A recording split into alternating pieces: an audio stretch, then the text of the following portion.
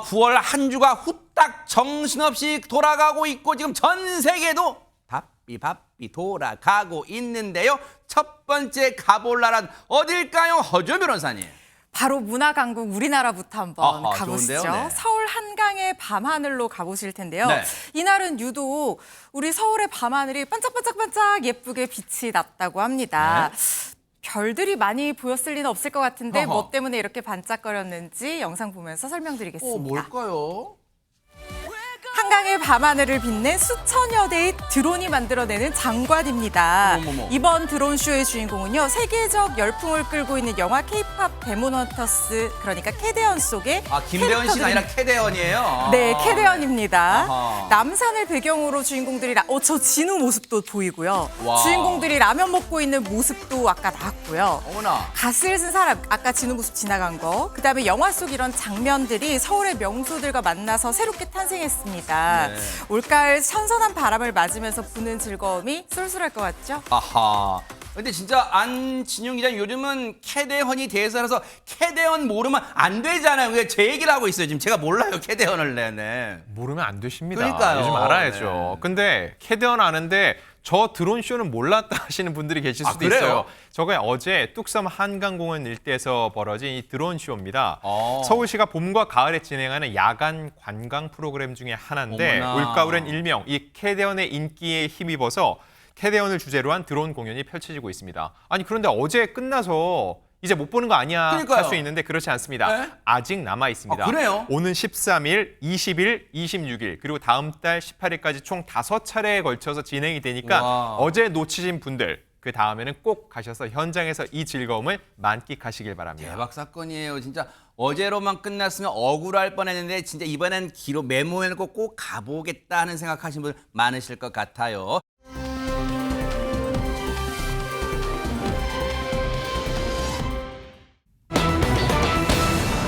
어머 제목 보세요. 환갑에도 버스에서 춤추고 싶다. 관광춤, 관광버스에서 춤추고 싶다. 뭐 그런 말일까요? 궁금하시면 영상 만나 보시고 이어가 보도록 하겠습니다.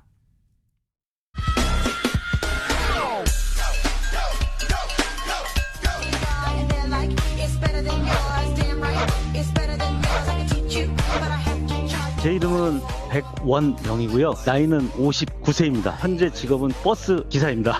1983년도부터 시작을 했는데 그때 당시 태지와 아이들의 이준우, RF의 박철우, 소방차의 도건우, 박남정 씨 이런 분들과 함께 같이 크루 생활을 했었어요. 활동을 하다가 코로나 유행 사태가 터지면서 그때 이제 모든 이 연예계나 무슨 행사, 이벤트 이런 게 이제 다 발이 묶이고 그러다 보니 이제 제가 버스 일을 그때부터 이제 시작하게 되었죠.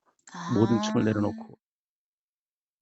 아니 대박 사건 안진용 기자님 지금 이분 뭐 하시는 분이고 진짜 경력이 화려한데요 진짜.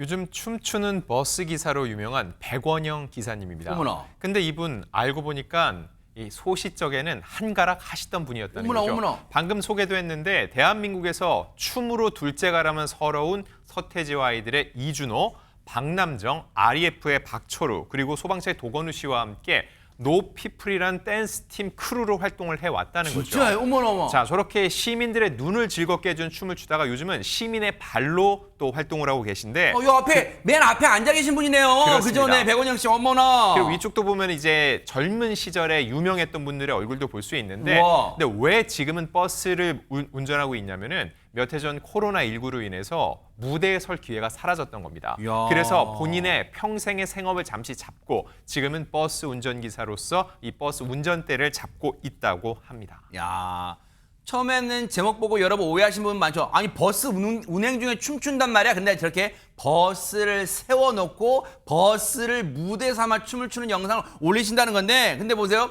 춤을 내려놓았다. 코로나 때문에. 근데 지금 보세요. 다시 춤추는 영상을 SNS에 게재에 올리고 있어요. 지금 이유가 뭐였을까요? 얘기 들어보시고 이어가 보도록 하겠습니다.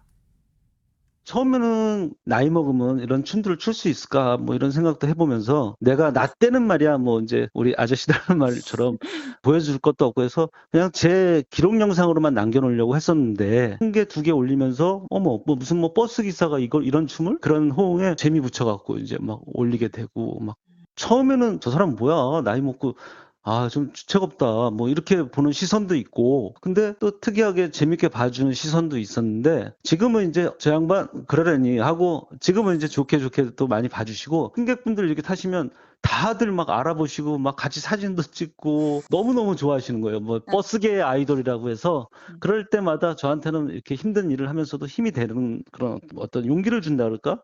그런 메시지를 항상 받고 힘을 얻고 삽니다. 아, 대박 사건인 게요. 호준 변호사님, 제가 저 백원영 씨의 인별그램 이제 들어가 봤는데 우연히 영상 올리는 것마다 기본이 몇십만이에요, 조회가. 대박 사건이야, 진짜. 아니 정말 대박 날 법한 게요. 저는 춤추는 버스 기사님이라고 그래서 약간 이런 거 생각해요. 관광버스 춤 추시는데 재밌게 추시나라고 생각했는데 네. 춤 솜씨가 너무 좋으셔서 각도도 너무 대단하고 와. 스텝 밟는 게 진짜 네. 남다른 분이신 것 같습니다. 네. 그리고 이 의도도 뭔가 처음부터 어떤 그 의도를 가지고 올린 게 아니라 내 추억을 위해서 진짜 자기 만족을 위해서 올린 영상이잖아요. 그러다 네. 보니까 의도도 너무 순수하고 네. 그래서 사람들이 더 공감하고 열광하는 게 아닌가 싶은데 네. 버스를 모는 틈틈이 저렇게 아이돌 댄스부터 비보잉까지 와. 요즘 유행하는 짧은 영상들에서 추는 춤들까지 다양한 장르를 소화하면서 SNS 영상을 올리니까 댓글이 정말 폭발적이거든요. 어떤 건데요? 박남정 씨 느낌 난다. 와. 춤 너무 잘 추신다. 좋아하는 댓글 많고요. 네. 춤 실력만큼 왠지 운전도 잘하실 것 같아요. 날렵하게 촥 이렇게 그러니까요. 승객 안전들 잘 지켜주실 것 같은 네. 느낌. 그리고 재미있는 게요. 버스 기다리다가 춤추고 타면 할인되는 거냐 해주셨는데 버스비는 할인이 되는 게 아닙니다.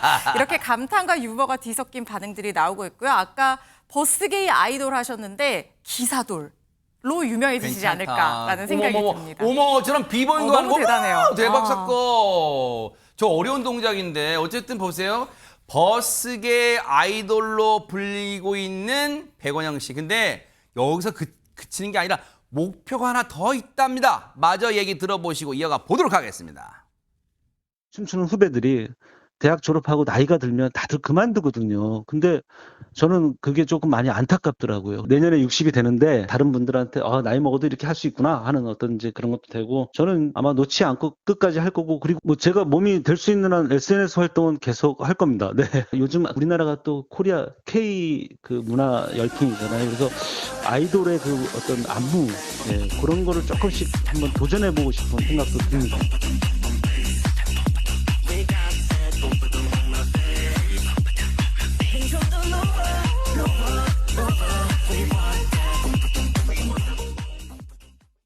와.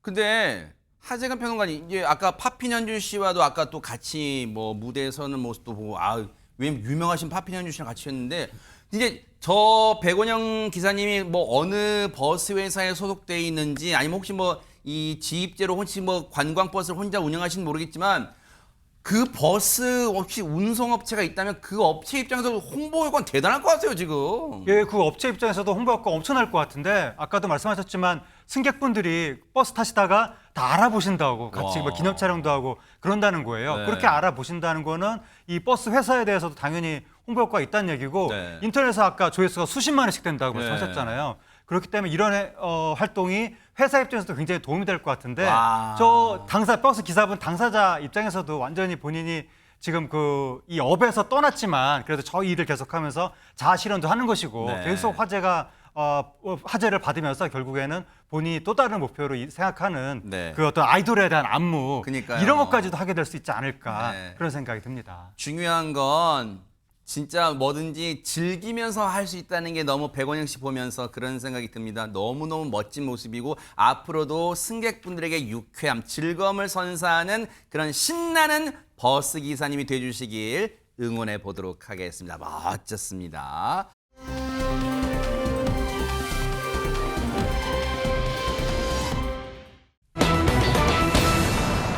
어머나 정말 이거 우리가 알고 있는 그 아유미 씨 맞나요? 정말 오랜만에 듣는 반가운 이름인데 근데 대박 사건 아유미 씨한테 딸이 알이 있었어? 또 놀라실 수도 있어요. 먼저 어떤 상황인지 영상 만나보시고 이어가 보도록 하겠습니다.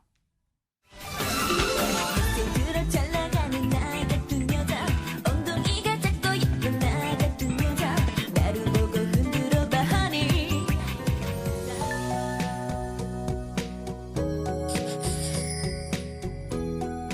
모두에게 준 선물이 하나 있습니다. 모두에게.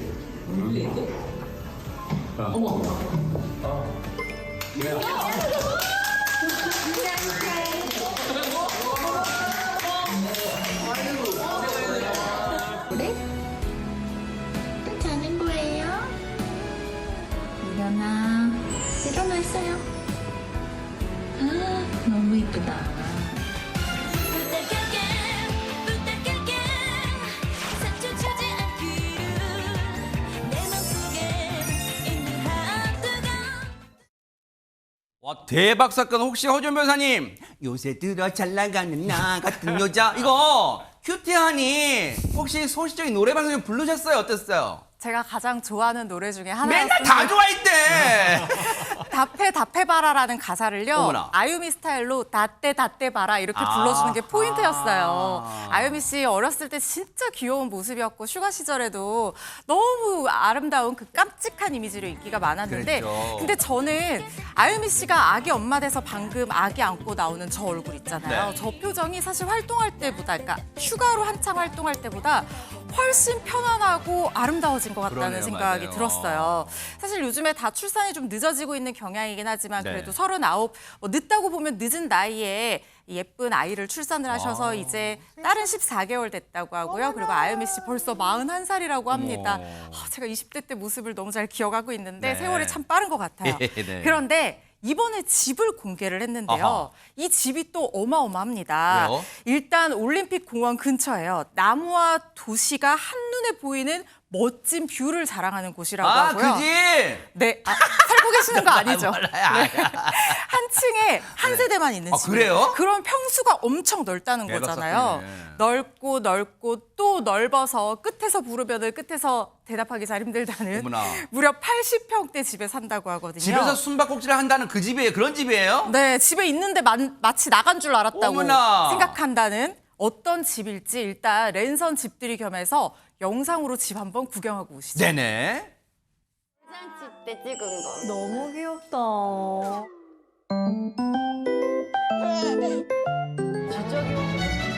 세상에 너무 귀엽다, 좋다. 귀엽다. 그 인테리어는 제대로는 못했어요. 그냥 아이가 있기 때문에 제대로 하는 거는 좀만 있다가 하고 그냥. I think about that summer day when I went on to a song I since forgot. And the first time I held his hand, I thought. 저 여기 테두리만 아, 했구나. 아기 머리 쿵 하니까. 나도 이거 뿌개준 줄 알았더니 이게 네. 이거 돼 있어. 애들은 밑에 가서 놀잖아. 네, 맞아요.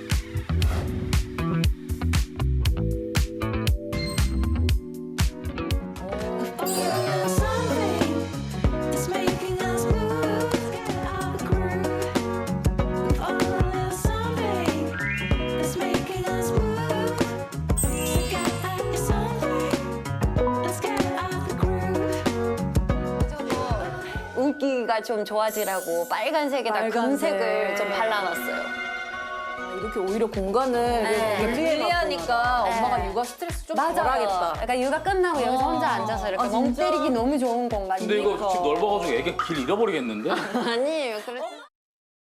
와, 일단 대박 사건. 일단 아까 저희가 농담으로 했지만 숨바꼭질 해도 진짜 못 찾을 것 같은 그런 넓은 집인데 근데 진짜 안지용 기자님 보는 내내 왜 한숨이 많이 나오죠? 그냥 왜 그런 거예요, 저?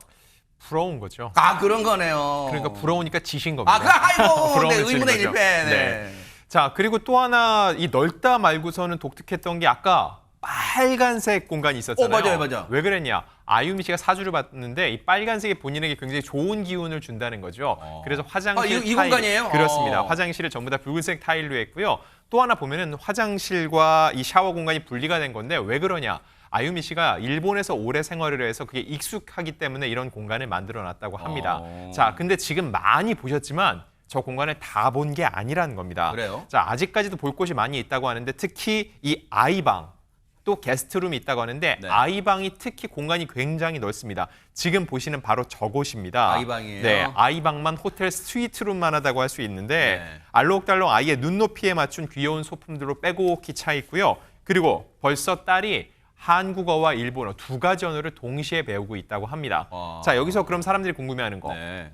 이름도 아유미고 아유미 씨는 일본 사람 아니야 라고 하는데 그렇지 않습니다. 네? 일단 제1교포 2세 아버지 그리고 영등포 출신 어머니 사이에서 태어난 제1교포 3세 맞지만 아유미 씨의 본명은 이아유입니다. 오. 전주 이씨 한국 국적자라는 건 제가 분명히 말씀드립니다. 아 그래요? 네. 왜 그럼 지금까지는 일본 분인 줄 알았는데 아니군요. 어엿한 한국 분인데 이 아유미 씨였어요. 그런데 보세요, 박성배 변호사님 이야기를 듣다 보니까 이제 집 구경은 이제 실컷 했어요. 좀 부럽지만 그런데 남편분이 누굴까? 아유미 씨의 마음을 사로잡은 남편분은 누굴까 궁금하잖아요. 아유미 씨가 남편과 연애 6개월 만에 결혼을 하게 됐다고 하는데 사실 남편을 보자마자 평생 함께해도 되겠다는 생각이 들었다고 합니다.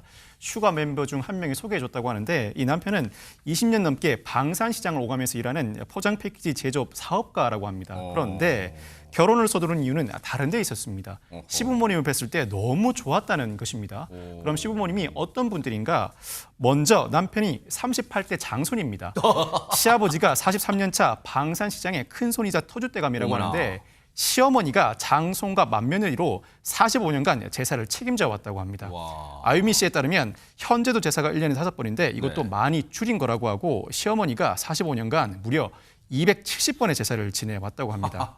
사실 아유미 씨가 제1교포 3세라 한국 제사 문화에 익숙하지 않지만 현재 열심히 배우고 있다고 합니다. 아니 근데 물론 이제 저 내용 들으시는 이제 시청자분들 중에 좀 연세 있으신 또 이제 여성분 중에 아이고 1년에 5번째 나한테 명함도 못 내밀었니? 우린 그 아픈 이른바 흑역사 그런 또 시집살이 하신 분도 많으실 텐데 근데 하재근 평론가님 와 어쨌든 요즘으로 현대 계산법으로 봤을 때 1년에 5번이면 제사 진짜 많을 텐데 근데 아유미 씨 입장에서는 일본 생활에 많이 익숙해졌을 텐데 제사를 지내는 문화 괜찮을까요? 어떻습니까? 우리나라 문화에 대해서 적응이 쉽지는 않을 텐데요.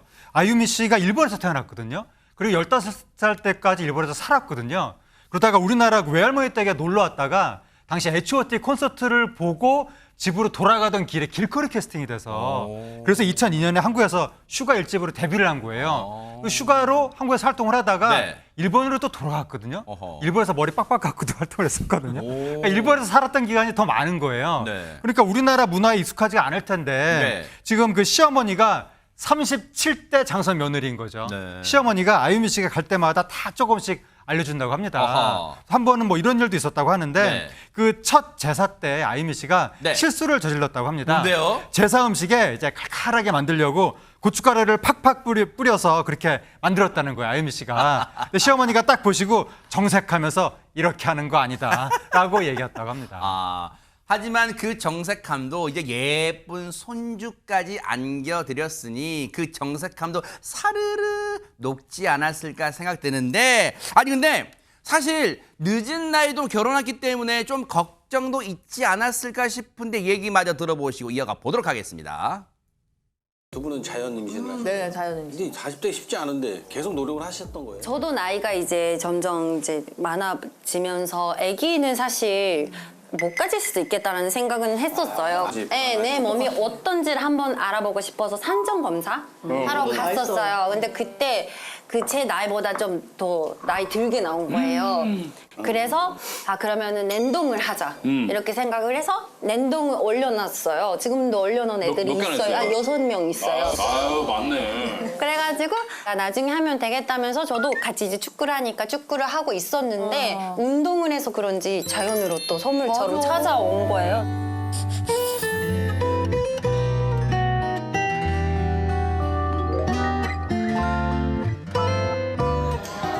엄청 좋아하시는데 저의 엄마만 조금 걱정하시는. 네, 제가 워낙 이제 나이가 좀 있으니까 있으니까. 그냥 120%로 와 이렇게 좋아하는 것보다는 이제 딸이 괜찮을까 막 이런 걱정이 있기는 하더라고요. 근데 그거 진짜 기적 같았어요.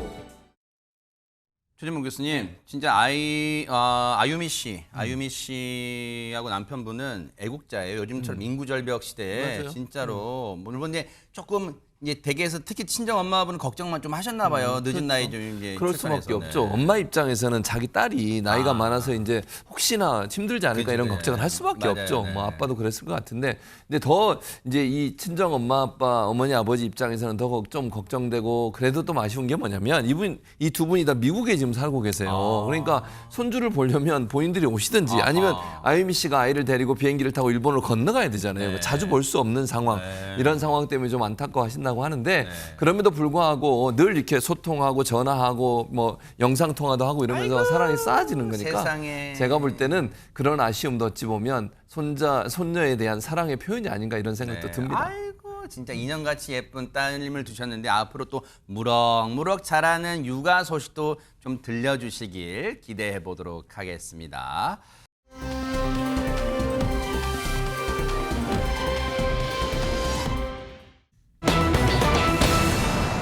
어머나 여러분 이름 헷갈리면 안 돼요. 아유미가 아니에요. 이제는 아이유 덕분에 대박이 났다는 또 반가운 이름 김태원 씨, 부활의 김태원 씨 나온 거예요. 근데 일단 무슨 말인지 다 설명 필요 없어요. 영상부터 만나보시고 이어가 보도록 하겠습니다.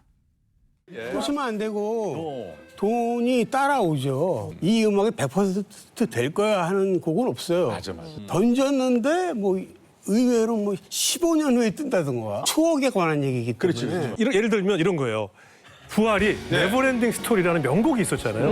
근데 그 곡이 발표된 지 수십 년이 지나서 그냥 집에서 잊고 자고 있단 말이야. 그런데 막 각종 뭐 여러 프로그램에서 사람들이 막 불러. 그러면 이제 저작권료나 이런 게 수익이 많이 발생하잖아요. 그걸로도 행복한데 아이유가 이번에 이분이 아무런 뭐 강요도 하지 않았는데 부탁도 하지 않았는데 그냥 아이유가 네버엔딩 스토리를 그냥 불러주는 거예요. 그래서 전 세계적으로 네버엔딩 스토리가 지금 아이유 덕분에 전 국민 가요가 돼서 젊은 층들까지 그 노래를 애창하고 그 노래가 저작권 수익 갑자기 10위안으로 폭등을 하는 이런 일이 아니 혹시 허준 변호사님 네버엔딩 스토리 불러보셨어요? 너무 어렵습니다.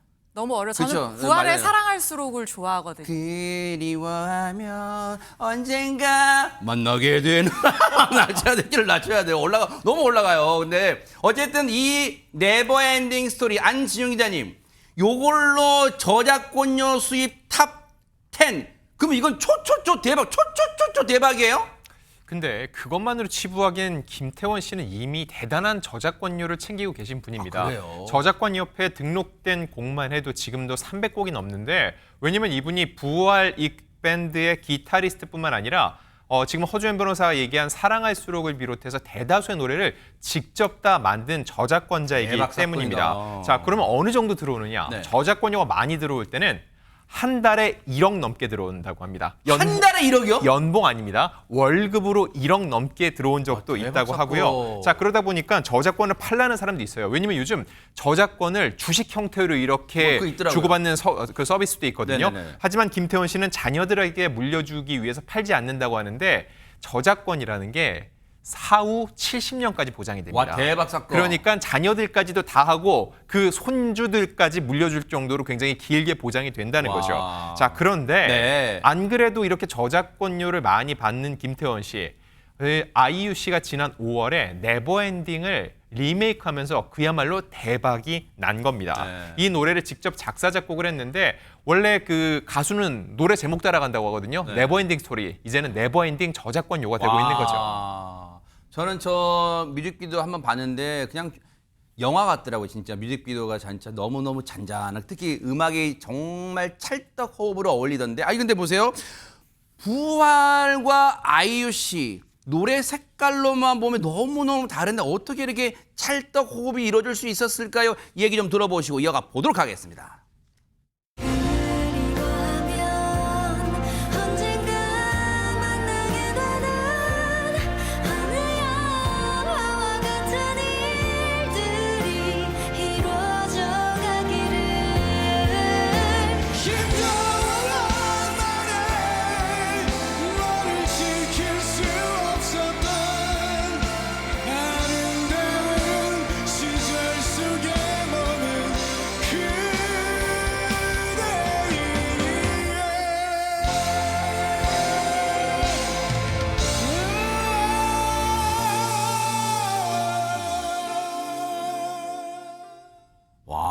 근데 진짜 여러분도 느끼셨을 거예요.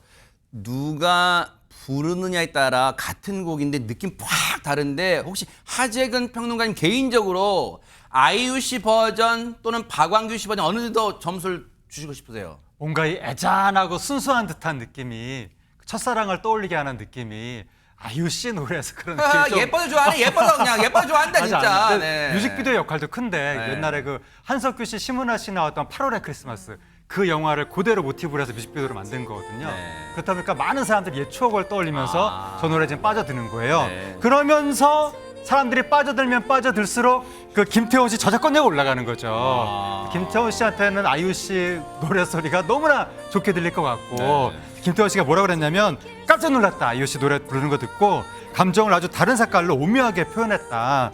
단색보다는 파스텔 느낌이다. 그렇게 얘기했습니다. 멋진 표현인데요. 또 박완규 씨는 옛날에 박완규 씨가 부활의 그 보컬이었었는데 박완규 씨가 아이유 씨 노래를 듣고 내가 위기감을 느꼈다라고 이야기했었는데 박완규 씨가 기존에도 위기감을 느낀 적이 있었다고 합니다. 옛날에 그 박완규 씨가 불렀던 부활의 노래가 또 Lonely Night, 맞아요. Lonely Night 그 노래도 불렀었거든요. 네. 그거를 가서 권진아 씨가 또 리메이크를 했던 거예요. 맞아. 그게 또 화제가 됐었는데 아주 유명한 드라마의 OST로 삽입이 됐었거든요. 아하. 그게 나와서 그게 또 화제가 되니까 이 김태원 씨가 박완규 씨한테 너는 안 되냐? 그렇게 얘기를 했다고 웃으면서 또 얘기를 하게 됐습니다. 네. 사실 김태원 씨와 박완규 씨는 수십 년간 여러분도 아시겠지만 그 부활의 멤버로서 호흡을 같이 해왔는데 어머 이런 두 분인데 한때 정말 우정에 금이 갈 뻔한 일이 있었대요. 얘기 좀 들어보시고 이어가 보도록 하겠습니다. 형님께 좀 나쁜 짓을 했어요. 뭐요? 형님이 그 당시에 이제 정말 이제 예능인으로. 근데 저한테는 하늘 같은 제 그러니까 보스이기도 하고. 예. 근데 형님이 너무 저기 예능으로 가시는 거예요. 근데 그거의 결정타가 전 국민을 들었다 놨다 했던 그 혼자 왔니? 그거를 제가 TV를 들다가 보게 된 거예요. 순간 분노가. 그래서 제가 전화를 드렸어요. 형님 도대체 어디까지 가시려고 그러는 거예요? 그런데 태원이 형은 또 그냥 딱 이래요. 야, 그냥 걷는 거야. 딱 그런 거예요. 그런데 제가 부활로 재합류한 다음에 둘이 샴푸 광고를 찍었어요. 저기요. 나 불렀니? 혼자 왔네. 제가 형님한테 어디까지 갈 거냐고 했더니 같이 가고 있어요. 허준 변호사님, 이 두 분 샴푸 광고 전에 그 김태훈 씨 혼자 나온 스키장에서 찍은 그 커피 광고, 음료 광고, 그 광고 보셨어요 그때? 저도 기억나죠. 와 대박 사건 진짜. 김태원 씨가 사실은 굉장히 부활의 이 로커로서 좀 카리스마 있는 모습만 보인다고 생각을 했었는데 사실 저 광고가 나오면서 김태원 씨한테 저런 재밌는 면이 저는 이런 생각을 또 하게 됐거든요. 그래서 굉장히 인상적인 광고였는데 저는 지금 나중에 두 분이서 같이 샴푸 광고 찍으셨다고 했잖아요. 저 광고주의 마음을 알 것 같아요. 왜 두 분을 모델로 섭외했는지. 저런 코믹한 모습도 반전 매력이기는 그러네요. 하지만 저 두 분의 머릿결을 한번 보십시오. 저도 궁금하면 저보다 머릿결이 더 좋아요. 그래요? 그 정도예요? 도대체 어떻게 관리하길래 저렇게 찰랑이고 새까만 머리를 지금까지도 저렇게 잘 유지하실 수 있는지. 그러고 어머 진짜 어머 찰랑 또. 네. 숱도 많아 보여. 저렇게 쫙쫙 펴면 원래 머리가 쫙 달라붙거든요. 아하. 그런데도 불구하고 숱도 많습니다. 네. 이 특히 로커의 자존심이기도 한 긴 생머리와 선글라스, 가죽 자켓, 딱 붙는 까만 바지 이런 스타일 십수년간 고수해오고 있는 부활 멤버들인데 네. 이렇게 찰랑거리는 긴 머리 유지하는 비결이라든가 샴푸는 뭐 어떤 거 쓰냐, 얼마나 쓰냐, 머리 어떻게 감냐, 탈모 관리 어떻게 하냐 이런 질문 많이 받으신다는 그럴 것 거예요. 같아요. 그런데 이분들 비결이 조금 특이해요. 왜요?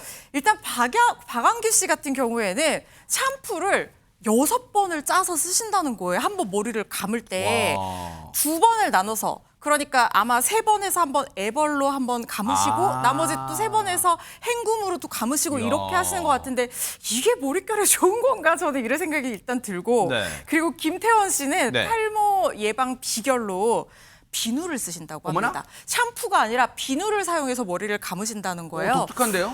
근데 이것도 탈모 예방에 과연 도움이 될까? 그러니까. 뭔가 특별한 비결이 있는 것 같았는데 네. 요게 머릿결 좋아지게 하고 탈모 예방되는지는 조금 물음표이기는 합니다. 야, 근데 상식을 좀 벗어난 건데 최진봉 교수님.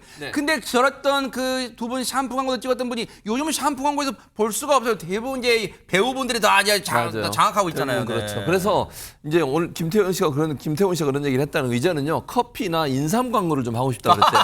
나이가 드니까 네. 특히 인삼 광고는 건강의 상징 아닙니까? 그러네요. 그래서 남성미가 넘치는 이런 분들이 주로 하니까. 근데 주영훈 씨가 옆에 있었잖아요. 주영훈 씨가 그랬다는 거예요. 아니 강한 남자가 광고를 해야 인삼 광고에 효과가 있지. 형님처럼 그렇게 나약해 보시는 분이 약간 비실비실 시체말로? 그런 분이 광고를 하면 인삼의 효능이 별로 나타나지 않아서 광고주들이 싫어할 거다 그렇게 얘기를 했다는 거예요. 네. 그랬더니 여기에 굴하지 않고 김태훈 씨가 뭐라 그랬냐? 야 시대가 바뀌었고 오히려 약한 사람이 해야 도리어 영향이 있다. 무슨 말이냐면 약한 사람이 먹고 강해지는 모습을 보이면 그것이 효과가 있을 그러네요. 거다. 이렇게 반박을 했다고 합니다. 야, 발상의 전환인데요. 야, 이 부활이요. 정말 우리 곁에 자리 잡은 뒤 벌써 40년, 데뷔 40년이랍니다. 지금도 전국 투어 콘서트를 진행 중이라는데요. 우리 곁에 늘 최장수로 남는, 지금도 최장수인데 더 장수로, 기억을 못 깰 정도의 그 장수로 남는 그런 그룹으로 남기를 또 기대해 보도록 하겠습니다. 응원해 보겠습니다.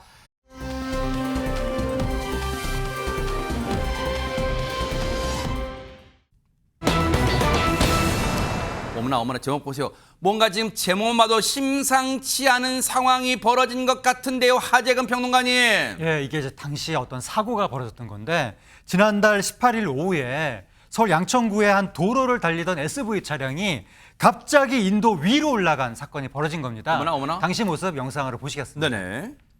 도로를 달리는 차량의 모습이 보이는데 인도로 올라가고 있습니다. 어디가? 인도에 주차된 오토바이를 충돌하면서 멈추어 서는데 어디가요? 이후에 후진을 시도하지만 차량 뒷부분에 차단봉이 끼어서 저렇게 헛바퀴만 도는 모습이 그러네요. 보입니다. 연기도 나요. 근데 설상가상으로 차량 앞부분에 화재가 발생해서 어머. 연기가 발생합니다. 주변을 가득 채울 정도로 연기가 많아지니까 놀란 시민들이 다급하게 대피하고 있습니다. 아니 진짜 요즘 특히 또 안진용 기자님 하도 뉴스파이터는 물론이고 이 사건 사고들을 많이 이제 접하시다 보니까 이제 시민분들이 조금 이상한 상황 뭐 연기 난다거나 뭐 우당탕 소리 나면 막 심장이 쿵쾅 뛰고 일단 대피 장소가 어디지 막 그런 거부터 찾아본대요. 지금 일단 가게 들어가면. 자, 지금 영상을 보더라도요. 헛바퀴가 돌면서 엔진 과열로 연기가 피어오르고 있죠. 저것을 본 시민들 급하게 그 지역을 이탈을 했는데 그런데 반대로 저 차량을 향해서 돌진해오는 시민들도 있었다고 합니다. 왜 그런 일이 벌어진 건지 영상으로 확인해 보시죠.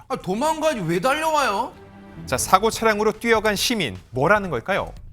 의식 없는 운전자를 구하기 위해 벽돌로 차량 유리창을 내리칩니다. 어머나. 모두가 마음을 졸이던 그 순간 저렇게 갑자기 차량이 후진을 하기 시작했고요. 순식간에 이 도로는 아수라장이 되고 말았습니다. 어머나 세상에. 아니 근데 최진봉 교수님 조금 전까지만 해도 차량이 물론 헛바퀴로 돌았지만 가만히 있어요. 앞으로 가지도 못하고 오도 가도 못한 상황인데 지금 시민분들이 운전자분을 구할 요량이었는지 모르겠지만 문 두드리니까 왜 갑자기 움직이는 거예요 또. 그러니까요. 그 차량에 지금 타고 있던 탑승하던 운전자가 어떤 이유인지 알 수 없지만 의식을 잃은 상태로 아까 그 인도로 올라간 거예요. 근데 이제 중간중간에 잠깐 의식이 돌아왔다 이렇게 잃었던 것 같아요. 그러지 않고는 차가 뒤로 나올 이유가 없거든요. 네. 거기 지금 계속 서 있어야 되는데 어머나. 지금 오토바이를 들이받고 저 장면을 본 시민들이 112에 신고를 한 거예요. 그래서 경찰이 2분 만에 도착을 했습니다.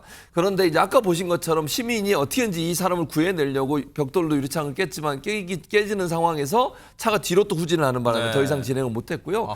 그래서 이제 경찰이 도착한 뒤에 옆에 있는 사람들을 다 피신시키고 옆에 이제 그 벽돌로 깼던 분도 안전한 곳으로 옮겨놓고 경찰이 직접 유리창을 깨고 들어갔는데 보니까 의식을 잃은 상태의 운전자가 이 안전벨트 있잖아요. 안전벨트가 꼬여 있는 채로 의식을 잃고 쓰러져 있었다는 거예요. 어머나 세상에 보세요. 아이고. 저런 장면이요. 그래서 아마도 의식을 어떤 이유인지 모르는 의식을 잃는 바람에 저런 사고가 발생하지 않은가 이렇게 볼 수 있을 것 같습니다. 그래서 지금 이제 몸이 말 그대로 축 늘어져 있는 상황이었다는 거예요. 그러면 박성회 변호사님 빨리 한시바삐 지금 운전자분을 구해야 되는 그런 상황이잖아요, 지금. 그런데 안전벨트가 꼬여 있었던 탓인지 이 벨트가 자꾸 걸려서 운전자 구조를 하지 못했다고 합니다. 어머나. 이 같은 비상 상황에 대비해서 경찰은 순찰차에 여러 장비를 싣고 다니기 마련인데 이 사건에서 제거 장비로 안전벨트를 절단한 후 다행히 운전자를 구할 수 있었다고 합니다. 어허. 그런데 이 격렬한 상황에서도 운전자는 여전히 의식을 잃고 축 늘어져 있었다고 합니다. 아유, 세상에. 지금 보세요.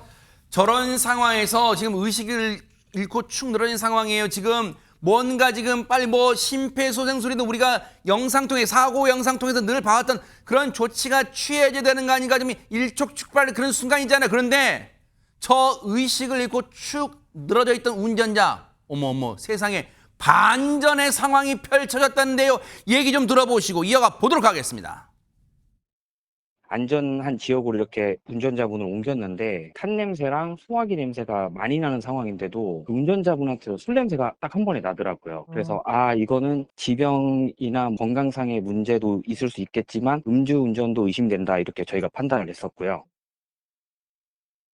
아니 모두가 아마 저곳에 계신 모두가 경찰분도 마찬가지고 모두가 숨 죽이며 그리고 가슴 졸이며 운전자분 구하느라 정신이 없었는데 그 순간 그 짧은 순간도 뭔가 코끝을 강하게 찌르는 뭔 냄새가 있었다고요 지금? 네, 바로 술 냄새였습니다. 지금 이 사람 70대 운전자였는데요. 술 냄새가 너무 심하게 나니까 음주 측정을 했더니 혈중 알코올 농도가 면허 정지 수치로 나왔다는 겁니다. 차량에서 구조돼서 안전한 곳으로 옮겨진 운전자가요. 몇 분 뒤에 의식을 회복하고 눈을 떴는데 여전히 술에 취해서 정신을 못 차리는 상태였다는 거예요. 그래서 뭐 아까 경찰이 얘기한 대로 지병이 있을 수도 있지만 술에 만취한 상태였기 때문에 중간중간 의식을 잃었던 것이 아닌가 이렇게 추정을 해볼 수가 있는 거죠. 네. 경찰이 도로교통법 위반 혐의로 이 남성 검거를 했고요. 그래도 뭐 목숨을 살리는 데 도움 준 시민들이 있었잖아요. 이 남성을 위해서도 그렇지만 더 이상 음주운전을 못하게 하려면 이 남성을 구조해야 되는 상황은 맞았던 것 같아요. 네. 그래서 도움 준 시민에게 감사장도 수여했다고 합니다. 혹시요 엉뚱한 질문인데 박성배 변호사님 앞서 애초에 이 벽돌 등으로 이 차량 문을 깨려고 했던 분 있잖아요 시민분 혹시 그분한테 저 음주운전했던 분이 내 차 손상시켰으니까 물어내 변상해내 혹시 할 수 있어요? 그렇게는 못합니다. 일종의 긴급 피난이라 차 소유자라고 하더라도 자신의 차 손상 부분에 대해서 손해배상을 구하지 못합니다. 급작스러운 상황이었고 당시 이 운전자를 구하지 못하면 운전자가 상당히 위험한 상황에 처할 수도 있었고 오히려 다른 사람들에게 광범위한 피해를 줄 수 있는 상황이라 충분히 긴급 피난으로서 위법성이 없습니다. 아하 그렇군요. 어쨌든 음주운전 정말 이 땅에서 뿌리 뽑히는 그날까지 뉴스파이트가 고발해 보도록 하겠습니다.